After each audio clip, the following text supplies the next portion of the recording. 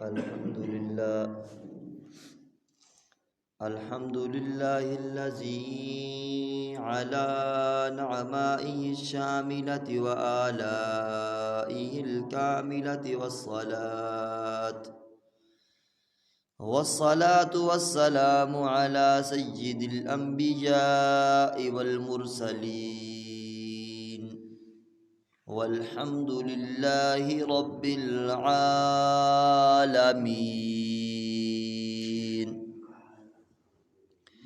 قال الله تعالى: القرآن المجيد والفرقان الحميد.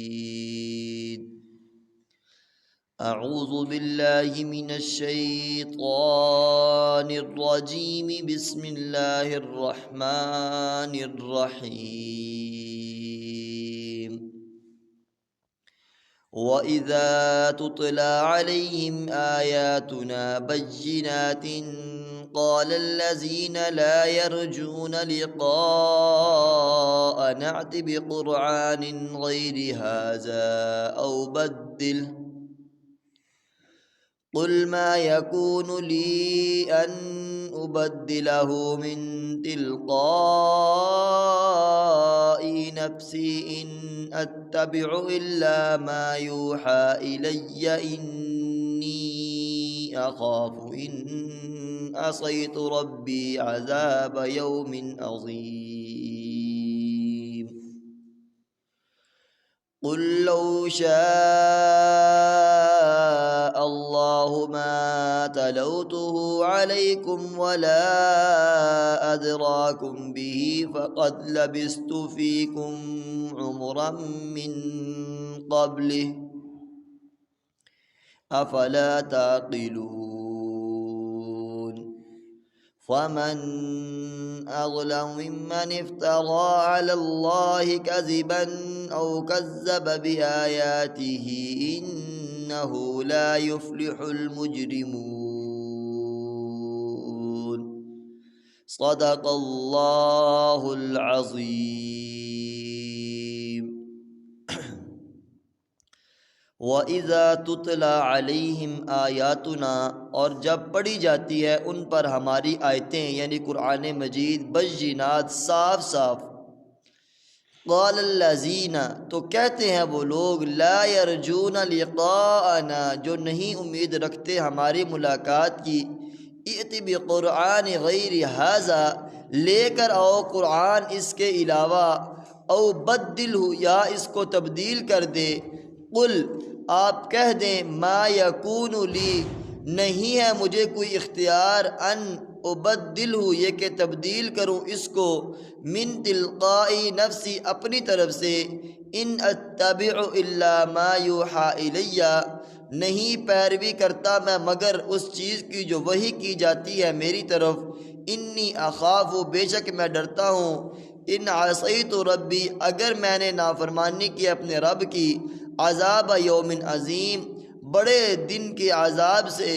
تو قل، آپ کہہ دیں، لو شاء اللہ، اگر اللہ تعالیٰ چاہتا، ما تلوتہ علیکم، نہ تلاوت کرتا میں اس قرآن کی تم پر، ولا ادراکم بہ، اور نہ پروردگار تمہیں بتاتا یہ قرآن، فقد لبثت فیکم عمرا، پس بے شک میں ٹھہر چکا ہوں تمہارے درمیان عمر کا ایک حصہ، من قبلی ہی، اس سے پہلے. افلا تعقلون، کیا تم نہیں سمجھتے. فمن اظلم ممن، پس کون زیادہ ظالم ہے اس شخص سے، افترا علی اللہ کذبا، جس نے افطرا باندھا اللہ پر جھوٹ باندھا، جھوٹ کا، او کذب بآیاتہ، یا جھٹلایا اس کی آیتوں کو. انہ لا یفلح المجرمون، بے شک شان یہ ہے کہ نہیں فلاح پائیں گے مجرم لوگ. اس سے پہلے کچھ دن عرصے قرآن کا سلسلہ چل رہا تھا، تو بخار کی وجہ سے آپ حضرات کی خدمت میں حاضری نہیں ہوئی. تو آج سے ثم الحمدللہ بات تفصیل سے کرتے ہیں. اللہ تعالیٰ کے پیغمبر کے پاس واضح دلائل لے کر آئے ان کے پاس، لیکن وہ لوگ ایمان نہیں لائے. اللہ تعالیٰ نے ان کو ہلاک کر کے زمین میں تمہیں ان کا نائب اور خلیفہ بنایا تاکہ دیکھے کہ تم کیسے عمل کرتے ہو۔ لیکن لوگوں کی ضد کا حال یہ ہے کہ وَإِذَا تُتْلَىٰ عَلَيْهِمْ آيَاتُنَا بَيِّنَاتٍ، اور جب پڑھی جاتی ہیں ان لوگوں پر ہماری آیتیں صاف صاف، کیونکہ ان کی زبان بھی عربی تھی اور قرآن کریم بھی عربی میں تھا، اس لیے مطلب اور مفہوم سمجھتے تھے۔ تو یہ مقصد ہے کہ ہوا یہاں پر ایک ضرور بات سمجھ لیں، وہ یہ کہ قرآن کریم قریش کی لغت اور زبان میں ہی نازل ہوا ہے، یعنی قریش کی جو زبان تھی وہ عربی زبان تھی، دوسرے علاقوں کی زبانوں میں کچھ فرق تھا، جس طرح یہاں کی پنجابی ہے اور ہے، میاں والی کی اور ہے، ملتان کی جو سرائکی ہے وہ اور ہے، تو مختلف علاقوں کے اندر مختلف زبانیں بولی جاتی ہیں۔ اسی طرح علاقے کی پشتوں کا فرق ہے، تو دوسرے قبیلوں اور قریش کی لغت میں زبر زیر کا کچھ فرق تھا۔ مثلاً قریش پڑھتے تھے یعلمون یا کے زبر کے ساتھ، اور دوسرے بولنے والے پڑھتے تھے یعلمون یا کی کسرہ کے ساتھ۔ تو انہوں نے حضرت ہماری بولی کچھ اور ہے اور دوسرے لوگوں کچھ زبانیں جو اور ہیں، آپ سرکار دو عالم خاتم النبیین صلی اللہ علیہ وسلم نے ان کو اجازت دے دی کہ تم اپنی بولی میں قرآن پڑھ لیا کرو، معنی نہیں بدلے گا۔ بعض یقصدو میں صاد کی جگہ سین پڑھتے تھے، فرمایا پڑھ لیا کرو، معنی میں فرق نہیں آئے گا۔ یہ سلسلہ اسی طرح چلتا رہا یہاں تک کہ حضرت عثمان غنی رضی اللہ تعالی عنہ کا دور آیا۔ بخاری شریف کی روایت میں ہے کہ روس کا علاقہ آذربائیجان اور آرمینیا میں جنگیں جاری تھی، جہاد ہو رہا تھا، مجاہدین کا آپس میں اختلاف ہو گیا۔ ایک نے پڑھا یعلمون یا کے فتح کے ساتھ، دوسرے نے کہا یعلمون یا کے کسرہ کے ساتھ، اور اس پر خاصا اصرار اور تکرار ہوا، جس طرح یہاں ضاد اور داد کا جھگڑا ہو جاتا ہے۔ اگر کوئی غیر المغضوب علیہم ولا الضالین پڑھے تو اس کے ساتھ لڑائی شروع کر دیتے ہیں، تو نادالین کو کیوں نہیں پڑھا؟ اور اگر ان سے پوچھو کہ تمہارا ضلع کون سا ہے تو آگے سے دیتے ہیں کہ ہم فلاں ضلع کے ہیں۔ تو جو قرآن مجید ہے وہ یہ کہتے ہیں کہ یہ قرآن مجید میں ایسے لکھا ہوا ہے، وضو کہتے ہیں اور یہ جو اختلافی مسئلہ ہے اس کو چھوڑ کے بات کرتے ہیں۔ لیکن بات یہ کر رہا تھا کہ حضرت قرآن پاک کی لغت میں جھگڑا ہوا، اصل ہے آپ اس قوم کی اصلاح فرما دیں۔ حضرت عثمان غنی رضی اللہ تعالی عنہ چونکہ خلیفہ راشد تھے، انہوں نے صرف قریش کی لغت رہنے دی اور باقی ساری لغتیں ختم کر دی کہ قرآن کریم باقی لغتوں پر نہیں پڑھا جا سکتا، تاکہ لڑائیاں ختم ہو جائیں اور ان کی بات ہمارے لیے حجت ہے، کیونکہ وہ خلفائے راشدین امت کو فساد سے بچانے کے لیے انہوں نے یہ کام کیا۔ یہ ہمارے پاس جو قرآن ہے یہ لغت قریش کے مطابق ہے، تو فرمایا وَإِذَا تُتْلَىٰ عَلَيْهِمْ آيَاتُنَا بَيِّنَاتٍ، جب ان پر پڑھی جاتی ہیں ہماری آیتیں صاف صاف، قال الذی کہتے ہیں وہ لوگ لا یرجون لقاءنا جو نہیں امید رکھتے ہماری ملاقات کی، ائت بقرآن غیر ھذا، لے کر آؤ کوئی قرآن اس کے علاوہ، اور اگر یہی قرآن رکھنا ہے تو او بدلو یا اس کو تبدیل کر دے، اس میں ترمیم کر دے۔ اس قرآن سے ان کو کیا تکلیف تھی اور اس میں وہ کیا ترمیم چاہتے تھے، اس کا ذکر اس مقام پر نہیں ہے، اس کا ذکر دوسرے مقام پر ہے کہ وہ کیا تبدیل چاہتے تھے۔ یہ سب سے پہلے تو وہ توحید کا مسئلہ میں تبدیلی ہوتی تھی۔ سورہ صافہ کے اندر آیت نمبر 35 کے اندر آتا ہے انہم کانوا اذا قیل لهم لا الہ الا اللہ یستکبرون، بے شک یہ لوگ کہ جب ان کے سامنے کہا جاتا ہے کہ لا الہ الا اللہ تو تکبر کرتے ہیں، یعنی جب ان کے سامنے وحدہ لا شریک لہ کا مسئلہ پیش آتا ہے تو اچھلتے ہیں اور کہتے ہیں کہ اس نے سب خداؤں کی نفی کر دی ہے۔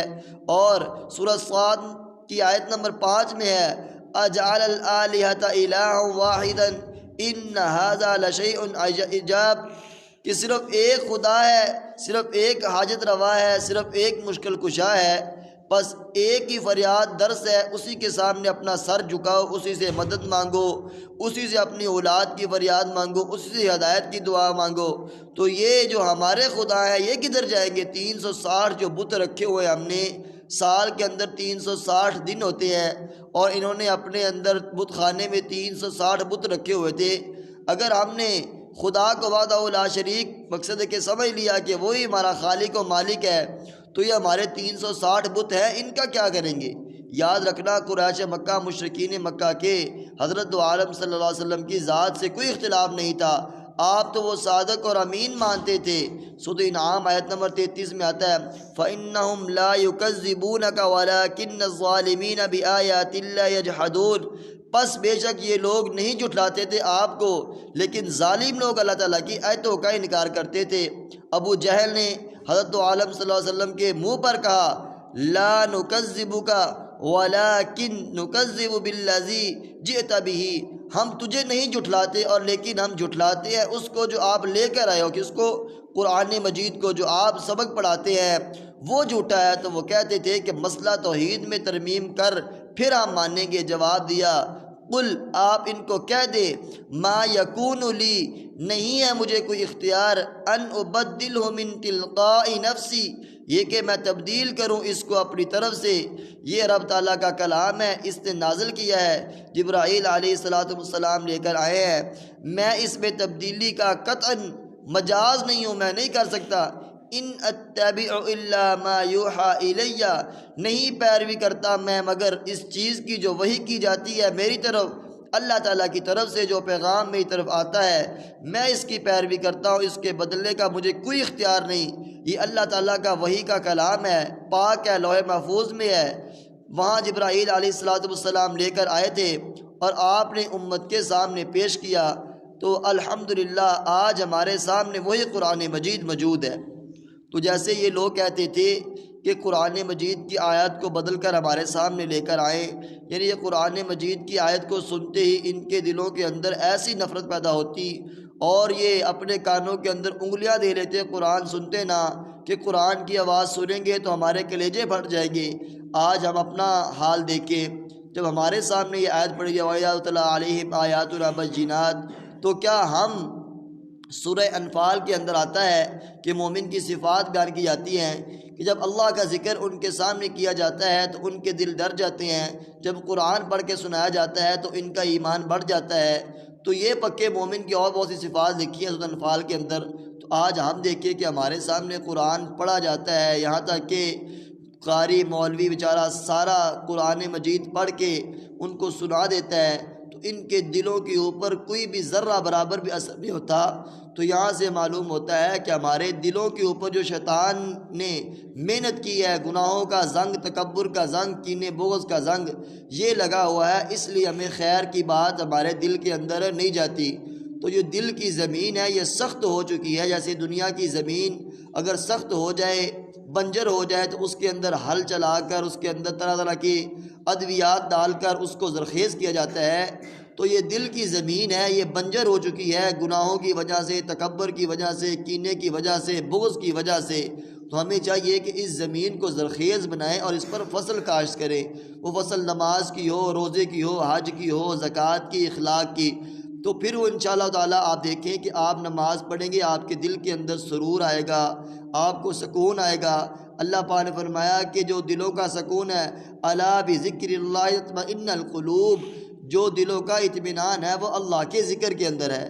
تو ہمیں چاہیے کہ ہم اللہ رب العزت کا ذکر کریں، اور زیادہ ذکر کرنے سے گناہوں کا جو زنگ ہے دل کے اوپر لگا ہے اللہ پاک اس کو اتارتے ہیں۔ اللہ پاک مجھے آپ کو بلکہ پوری امت مسلمہ کو قرآن کے مطابق زندگی گزارنے کی توفیق عطا فرمائے۔ وما علینا الا البلاغ المبین۔ بسم اللہ الرحمن الرحیم، الحمد للہ رب العالمین والعاقبۃ للمتقین، والصلاة والسلام علی سید الانبیاء والمرسلین، والحمد للہ رب العالمین۔ یا اللہ یا رحمان یا رحیم، جو کچھ پڑھا سنا اس پر یا اللہ مجھے عمل پیرا ہونے کی توفیق عطا فرما۔ یا اللہ جتنے بھی یا اللہ اس بستی کے اندر، پوری امت مسلمہ کے اندر لوگ بیمار ہیں، ان کو شفا کاملہ مستمرہ نصیب عطا فرما۔ یا اللہ میری طبیعت خراب ہے، یا اللہ تو اپنے فضل و کرم سے یا اللہ صحت کاملہ مستمرہ نصیب عطا فرما۔ اللہم صلی علی محمد وانزلہ المقعد المقرب عندک یوم القیامہ، وصلی اللہ تعالی علی خیر خلقہ محمد وعلی آلہ واصحابہ اجمعین برحمتک یا ارحم الراحمین۔